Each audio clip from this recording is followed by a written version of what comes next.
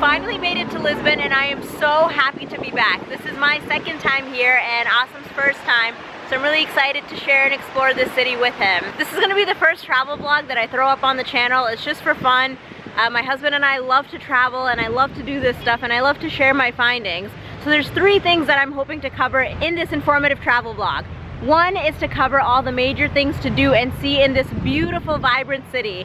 The second thing I want to do is I'm going to be trying a lot of pastel de natas. Those are the signature Portuguese egg custard tarts that you absolutely have to have while you're here. It's delicious and it's such a great small dessert to have after your amazing food here. And the third thing I want to do is I want to share any of the halal food that we do happen to find here. I know it's very hard to find halal food online sometimes when you're doing research, because a lot of times people just don't report it or they're hidden gems and the locals just don't advertise it. So if we find anything like that, I'm gonna share it and throw it up on here. So make sure you watch until the end so you can get all this information while we're here.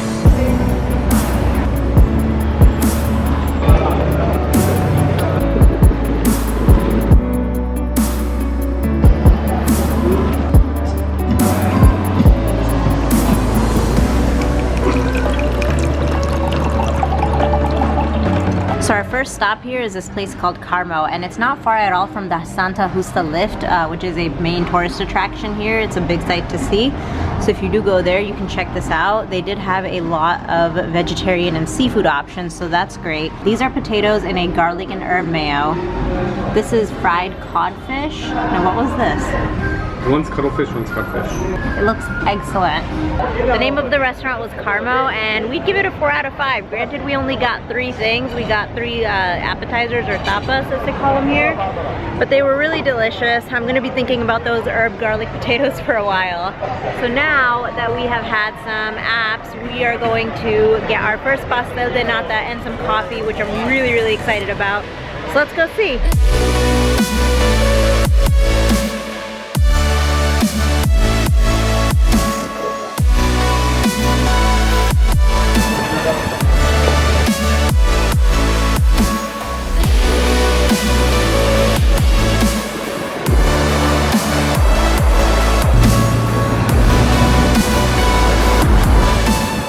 Okay, so the first thing that you want to do while you're in Lisbon is have a pastel de nata, or pastéis de nata as they say in Portuguese. But we went to Montegari and we got a couple of them. It's time for sunset. Everyone's just kind of hanging out, chilling, but really, really chill, really beautiful place. I feel like the things that you really remember on a trip are the experiences. So don't just get the pastel de nata and have it at the restaurant. You know, get it, walk down the hills, the historic signature hills of Lisbon, come by to the water and enjoy your dessert.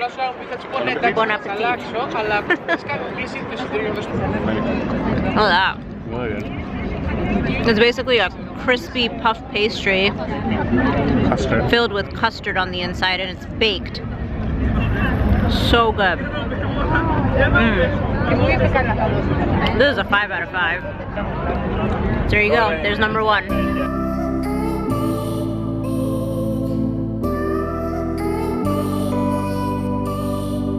The second thing you want to do here in Lisbon is check out Placa do Comercio. That's right behind me. It's basically this huge plaza right by the water. It's absolutely beautiful. Check out the architecture.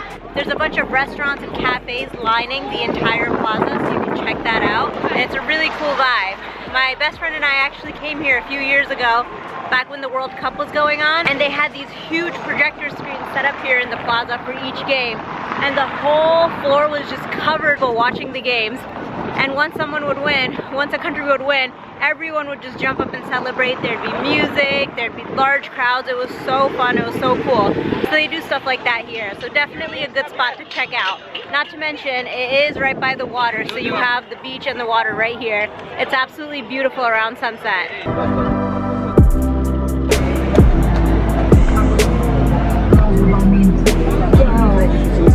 It's the Santa Justa lift. It's open from 7:30 to 9 p.m. and it's €530 for 2 trips.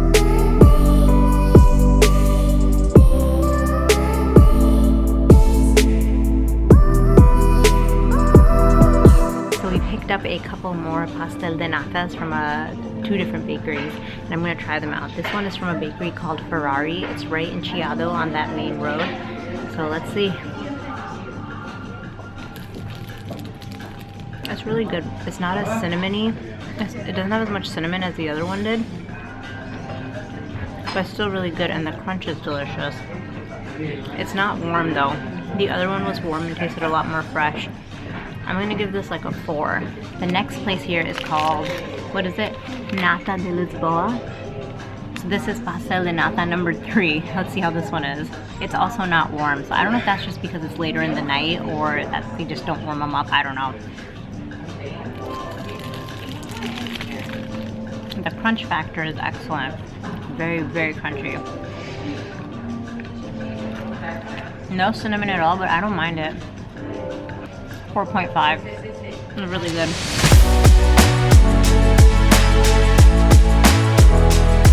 We made it to day 2 in Lisbon, but before I start off with day 2, I just need to recap last night.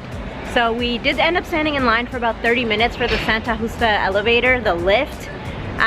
But to be honest, it wasn't worth it. It was like a 10-second ride up, and it's not really like an excursion or like, you know, an activity. It's really just a means of transferring from the bottom of the hill to the top of the hill. So to be honest, I don't think it's worth it. Save your time and save your €5. But then after we went up the lift, we did end up having dinner at a vegan restaurant, which Asim and I have never ever done before on any of our travels. We're not vegan, but this past month we just ate so much fried food and heavy food, and then, you know, there was Eid, and so we ate like crazy for that, and so we really just wanted something healthy. It was called Jardín de something. I will write it down below when I remember what the name was, but it was actually really good. And then this morning, well, not quite this morning, more like this afternoon, because we didn't get up until 1. We went to brunch at Zenith, which was near our hotel, and that brunch spot was so delicious. Again, I got a vegan toast, and it was so good. Probably the best avocado, like, vegan toast I've ever had in my entire life. And now we're gonna go hit up a coffee shop. Let's get our caffeine in next. Before we do head to the coffee shop, I just wanna point out that we were coming back from Zenith, and we came across this Istanbul kebab and comida portuguesa place. You will come across this place. It's called Istanbul Kebab and Comida Portuguesa. We're not gonna go because we just had brunch, but it is halal, so good to know. And it's not listed.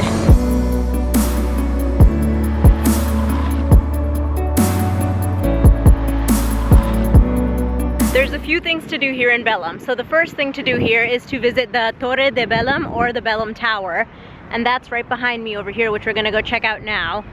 The second thing to do is there is a modern art museum right to my side over there. You can check that out as well if you are into art. Very nice, very cool. And then the third thing to do is there is a structure, a monumental structure down that way, which we will also do, so I will show you that. And the fourth thing you can do is go to this pastel de nata place called Pastéis de Belém. It's extremely popular, extremely famous. It's said to have the best pastel de nata in all of Lisbon. I have had it before, so a little biased. It is very delicious, but I've definitely had more of a variety of pastel de nata on this trip, so I think I can better judge whether or not this really is the best. So we'll do that last, but for now, let's go check out the tower.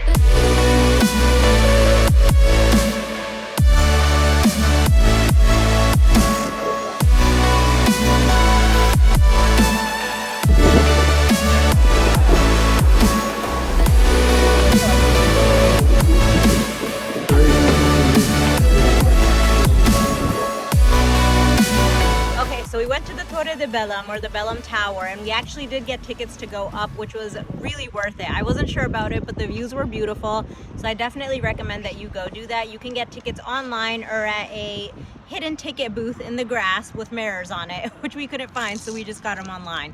But well worth it. And then we walked over to Pastéis de Belém, and this is the first pastel de nata bakery to open up in Lisbon, and according to this little packet of cinnamon, it's been open since 1837, and this is the first one, and it's supposed to be the most popular, the most famous, the best one in Lisbon. So let's see.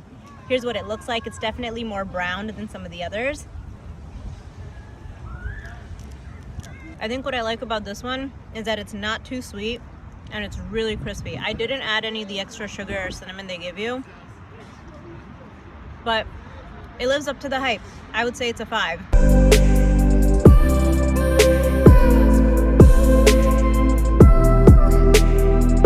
The 5th thing that you can do while you're in Lisbon is go over to the Time Out Market. This is a huge food hall, and it has maybe 20 to 30 vendors, I'd say, all really delicious, really authentic Portuguese and mixed foods.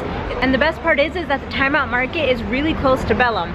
So after you're done going to the Belém Tower, to the other museums, and eating your pastéis de nata, you can hop on the train over there.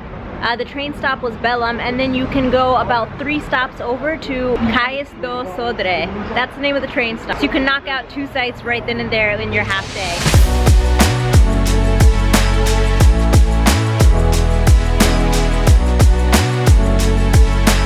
So the 6th thing that you should do while you're in Lisbon is visit the beautiful and charming and quaint town of Sintra.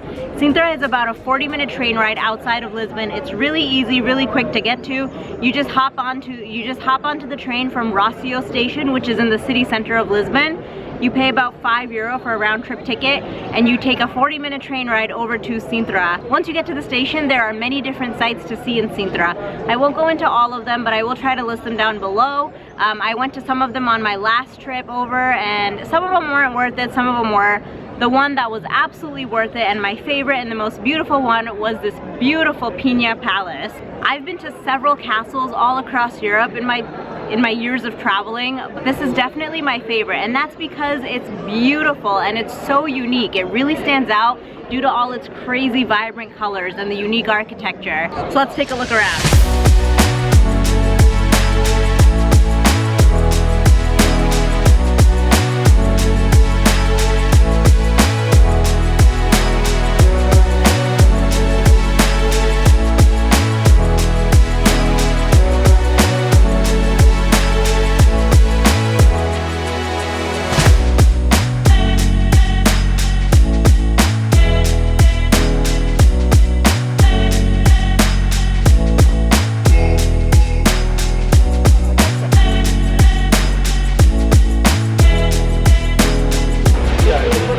Okay, Cabo da Roca was completely worth it.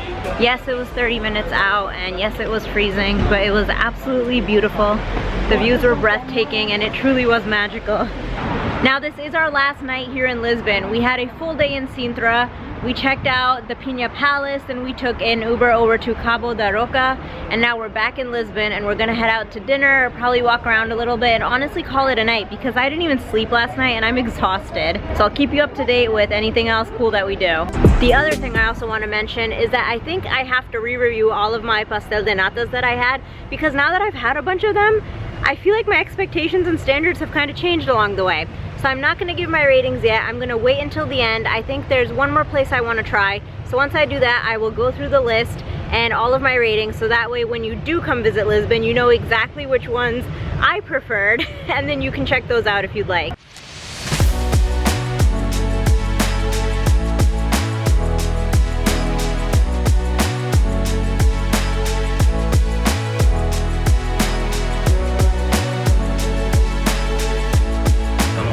The 7th thing that you can do here in Lisbon is take the 22 tram up, all the way from the main street, all the way up. Once you take the tram up to the top of the street, that leads me into the 8th thing that you can do here, and that is check out one of the miradores.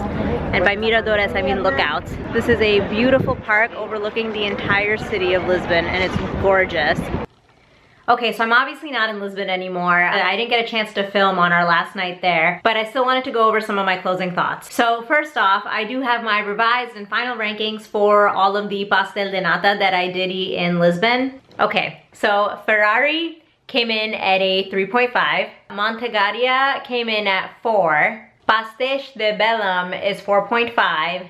And my personal favorite, which I'm surprised that it wasn't pastéis de Belém because I really enjoyed that on my last trip there, but my favorite one that got a 5 was Nata de Lisbon. It was so crunchy. It had a little bit of cinnamon, not too much. The sweetness was perfect. I don't know, I really enjoyed it. That's just my opinion. Anyway, when you go to Lisbon, make sure to check these places out and let me know which one you thought was the best. So the next thing I feel that I need to address is whether or not Lisbon is kid-friendly. And to be honest, yes. I think last time I was just put off by all of the hills, and to be transparent and honest, if you do bring a kid that needs a stroller, it's, you know, you're gonna be sweating and you're gonna be huffing and puffing, pushing that stroller up the hills because they are very steep and it's all cobblestone. So it was hard. You know, I saw parents doing it, but they did it. So it's definitely doable. I wouldn't necessarily let that be a factor for you to not go with your kid and have like a nice family trip. So that's that. Oh, and if you are bringing a stroller, then I wouldn't recommend something very lightweight and nimble because again, it's very steep and it's all cobblestone. You just don't want something that's gonna break, honestly. I think even though it sucks bringing like a heavy sturdy stroller when you're traveling because you just wanna travel light, in this case, I would recommend something that has good, strong wheels at least because I think your child is gonna feel every single nook and cranny and bump if you bring something too lightweight because it's very, very bumpy. It's hard. So just be wary of that, aware of that. But overall, absolutely loved Lisbon. I hope to go there again in the future. The people are great. The food was delicious. The culture is so vibrant. There's beautiful landscapes. I really, really enjoyed Sintra so much more this time. I think we got to spend a little bit more time there and it was just so quaint, so charming, so beautiful. I think next time I do want to spend like a night or two there and just explore it even more. But I know this was a little different from what is typically on my channel. I know I'm a personal finance channel and this was all about travel. I do love to travel. It's a very big part of my life and I'm so grateful that we're able to start traveling again after the last couple of years.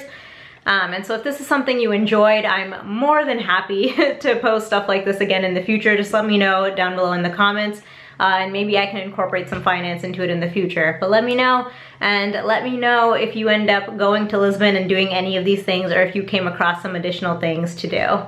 And with that being said, I will catch you in the next video.